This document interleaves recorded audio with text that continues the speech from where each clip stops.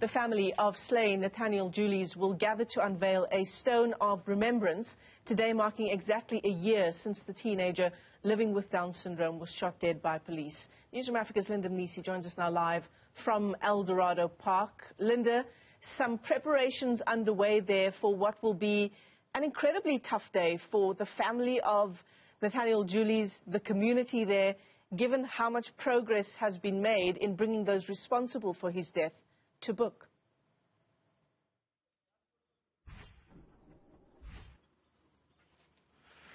Absolutely, Michelle. A year ago, the family of Nathaniel Julies said they didn't anticipate that they would find themselves in that situation where they end up having to find their son, dead at Baragwanath hospital. But they heard the gunshot on that day. In fact, Bridget Harris, recounting those moments for us in an exclusive interview that she did with us, saying that, in fact, on the day it was just an ordinary day. They woke up in the morning and what they had planned was her birthday, which would be on the 5th of September.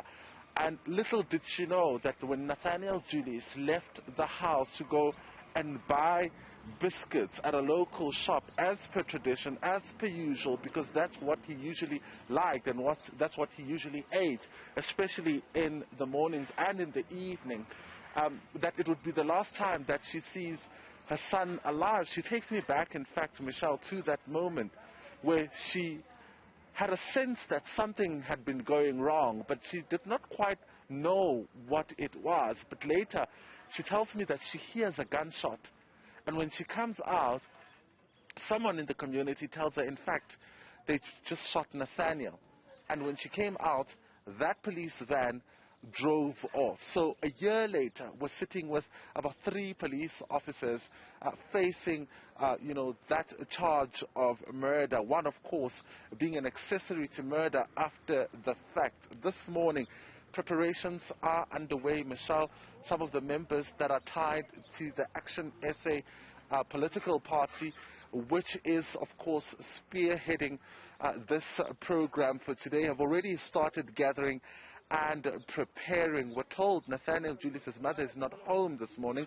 She's with one of the relatives and will be coming at a later stage. It is expected to be an emotional ceremony this morning, as the party, of course, has built a stone exactly where he was shot. This particular truck, Michelle, has become synonymous with what exactly happened to Nathaniel Julies. In fact, if you look at that stone just under the truck, that is where his lifeless body was just shortly after he was shot. So I remember last year community members refusing for this truck to be removed, saying that it is, of course, one of those places that will highlight police brutality. But just next to it, this stone will be, of course, somewhat of a formal reminder of a young life, Michelle, that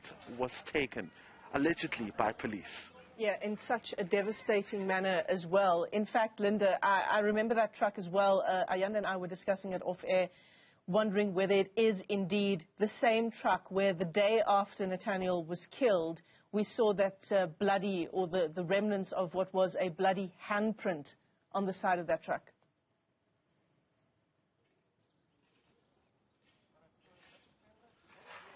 Indeed, Michelle, it is. In fact, when you speak to Bridget Harris, Nathaniel Julies' mother, I remember just a couple of days ago I was with her at this very same spot, and she remembers quite vividly, the markings on the truck, the blood stains on the truck, and it's one of the first things that she reminds you of. In fact, she said that particular stone that has been placed under the truck has been placed particularly for that reason, to remind people that that is where he was, that's where his body was, just shortly after being shot. And she says, even in the manner that it happened, how police threw him into the back of a van and drove with him to the Baragwanath hospital, still leaves much to be desired, of course. She says, at this point, having had an opportunity to also